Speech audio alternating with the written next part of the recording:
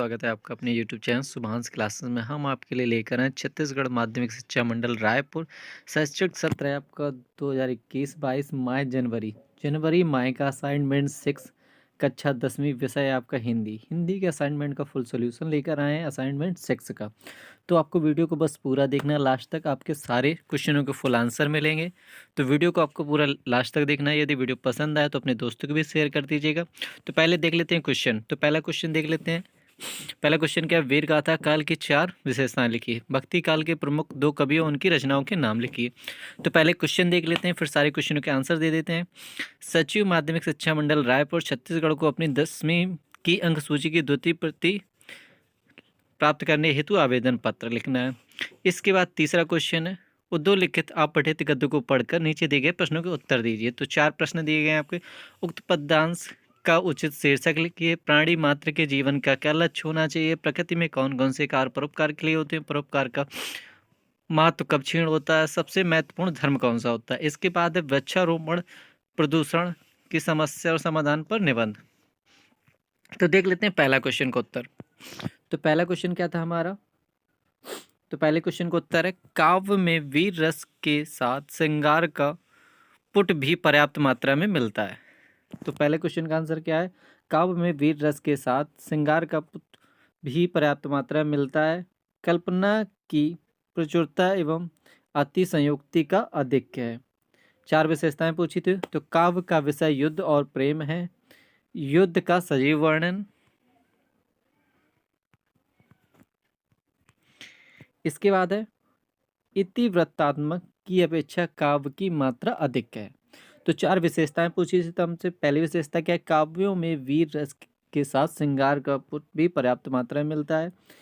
कल्पना की प्रचुरता एवं अति संयुक्ति का अधिक। काव्य का विषय युद्ध और प्रेम है। युद्ध का सजीव वर्णन।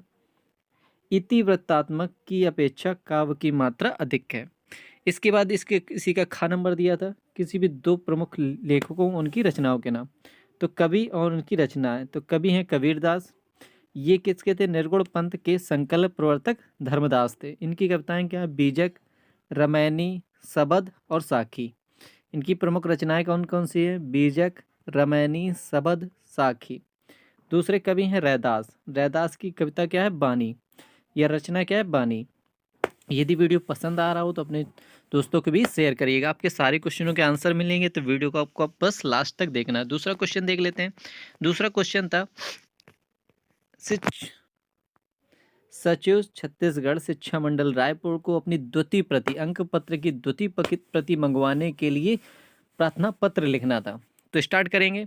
सेवा में सचिव छत्तीसगढ़ माध्यमिक शिक्षा मंडल रायपुर। इसके बाद लिखेंगे विषय क्या है हमारा, विषय है अंक सूची की द्वितीय प्रति भेजने के संबंध में। तो विषय मोस्ट इंपॉर्टेंट होता है। तो विषय क्या है हमारा, अंक पत्र की द्वितीय सूची भेजने के संबंध में। इसके बाद नीचे से लिखेंगे, महोदय निवेदन है कि कक्षा 10वीं बोर्ड परीक्षा की मेरी अंक सूची खो गई है।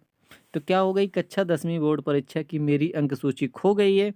मैंने जिस सन में आपने बोर्ड पर 2016 में परीक्षा दी थी, मुझे अंक पत्रिका की द्वितीय प्रति भेजने का कष्ट करें।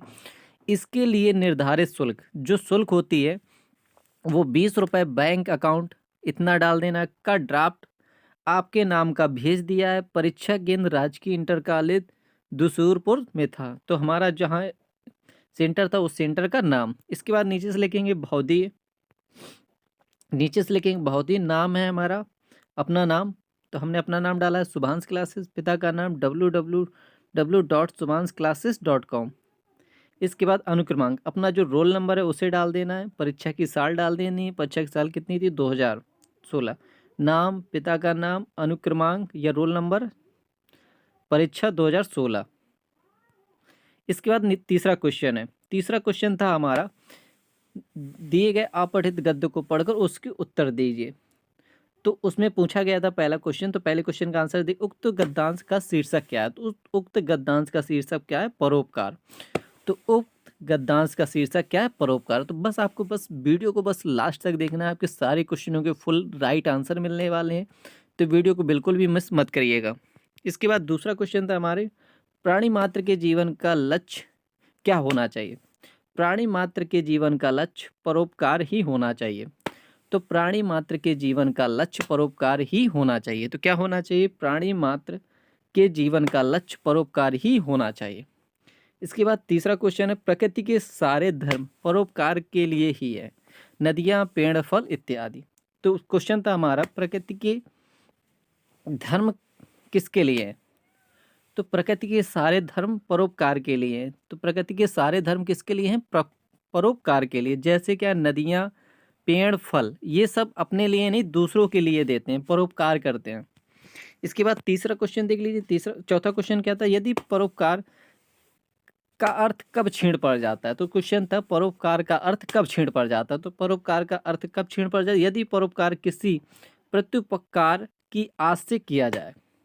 जब किसी कार्य को किसी आस के साथ किया जाता है तो उसका महत्व छीण हो जाता है। यदि किसी आस के बिना किया जाता है तो वो कार्य परोपकार कहलाता है। यदि परोपकार किसी प्रत्युपकार की आस से किया जाए तो उसका महत्व छीण हो जाता है। इसके बाद लास्ट आंसर था, सबसे महत्वपूर्ण धर्म कौन सा है? तो सबसे महत्वपूर्ण धर्म कौन सा है? तो सबसे महत्वपूर्ण मनुष्य का धर्म परोपकार है।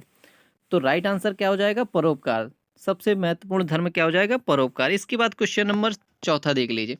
चौथा में दिया गया था, वृक्ष पर निबंध लिखिए। तो वृक्षों पर निबंध लिखिए। तो पहले प्रमुख वृक्ष होते क्या है? हमारे भारत देश में जहाँ वृक्षारोपण का कार्य होता है वहीं इन्हें पूजा भी जाता है। कई ऐसे वृक्ष हैं जिन्हें हमारे हिंदू धर्म में ईश्वर का निवास स्थान माना जाता है, जैसे नीम, पीपल, आंवला, बरगद आदि को शास्त्रों के अनुसार पूजनीय कहलाते हैं। और साथ ही धर्मशास्त्रों में सभी तरह के वृक्ष प्रकृति के सभी तत्वों की विवेचना करते हैं। अब वृक्षारोपण के महत्व पर निबंध लिखते हैं। यदि वीडियो पसंद आ रहा हो तो चैनल को सब्सक्राइब किए बिना मत जाइएगा, और आप चाहते हैं आपके दोस्तों को भी फुल आंसर मिले तो उन्हें भी ये शेयर जरूर करिएगा। नेक्स्ट है वृक्षारोपण के महत्व पर निबंध। वृक्षारोपण से तात्पर्य वृक्षों के विकास के लिए पौधों को लगाना और हरियाली को फैलाना है। दूसरा पॉइंट है, पर्यावरण को बेहतर बनाने में वृक्ष और पौधे मदद करते हैं।